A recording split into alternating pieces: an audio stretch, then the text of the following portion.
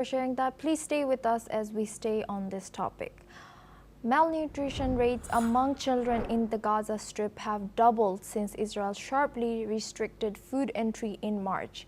The United Nations has said UNRWA reported 10.2% of children under 5 were acutely malnourished in June, up from 5.5% in March. The malnutrition spike comes as Israeli strikes killed 93 Palestinians in the last 24 hours on Tuesday, including women and children, according to Gaza's health ministry. The Israeli military has not commented on these strikes. These attacks come amid a deadlock in ceasefire talks while humanitarian aid remains severely limited in the enclave.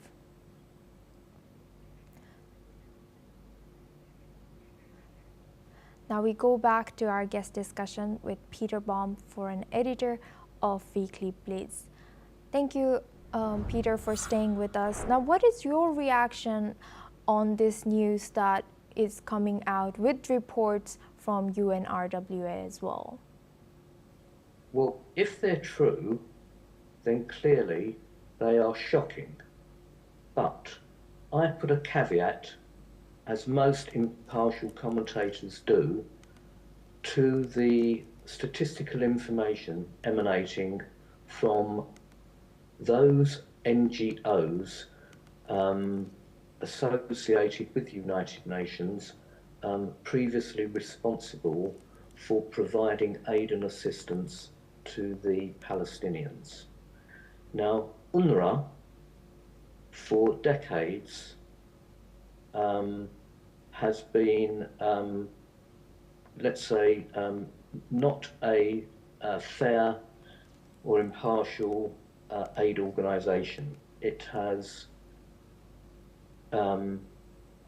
had people within the organisation that are clearly operating with Hamas, and therefore the Israelis haven't trusted UNRWA for decades.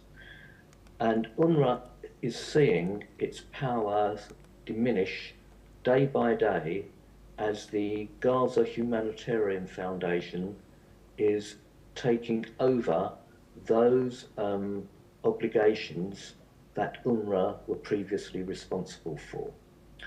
So there is a, what should I say, UNRWA have an objective in promoting this information, much of it false, statistical information about malnutrition rates, etc., etc. On the other side of this, we know that the GHF, the Gaza Humanitarian Foundation, is providing and has been providing over 1 million meals to Gaza each day for the last several weeks, and in fact has upped its output very recently from just over 1 million to nearer 1.5 million meals a day. So they are doing, in my opinion, what seems to be a pretty reasonable job given the circumstances. And you would have thought, would you not, that rather than criticise this aid organisation that is trying its best to provide meals for the Gazans, you'd have thought that other organisations who supposedly have the well-being of Gazans at the heart of what they're trying to do would be fully supportive of the GHF, but in fact they're not. They're trying to demonise it, they're trying to discredit it, and they're trying everything in their power to ensure that they remain the organisations responsible for Palestinian well-being, whereas the Israelis and the Trump administration are saying, no, we're no longer having you there. You've just facilitated the conflict, you've ensured that people working for you have enriched themselves, and we no longer trust you. So again, the statistics emanating from UNRWA, I believe, should not be taken as being wholly truthful. If malnutrition rates are going up, then of course that's shocking, but the information, if that we're receiving about the food deliveries and aid deliveries would contradict that. So let's see in the days ahead how this propaganda war plays out from the one side and how the objectives of the other side ensure that the statistics are true or false. I think it's too early to say, but I think that the GHF are actually on an upward trajectory in achieving their objectives, whereas UNRWA, I'm afraid, are on a downward trajectory in trying to maintain their power base within the area.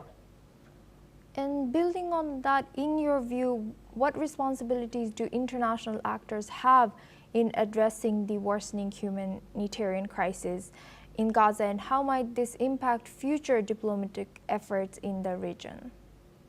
Yeah, international actors.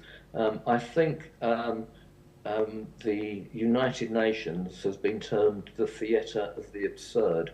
So if they're the international actors, I don't think the United Nations have much credibility in this. The real crux of the matter will be post-ceasefire and how those international actors behave during what we spoke about earlier, the 60-day ceasefire. I think there will always be those who will be taking a pro-Palestinian, let's say anti-Jewish state side, and there will always be those more pragmatic that want to see both parties come to an agreement, and there will be those that will always take a pro-Israel side. So the international actors, as we call them, will do according to what their domestic political ideologies are, and the people who have suffered, the Palestinians and the Israelis, probably will be in a better place, but there will still be those who have every reason to continue facilitating the conflict. Thank you very much, Peter, for sharing that insight. Please stay with us as we stay on the topic. An Israeli scheme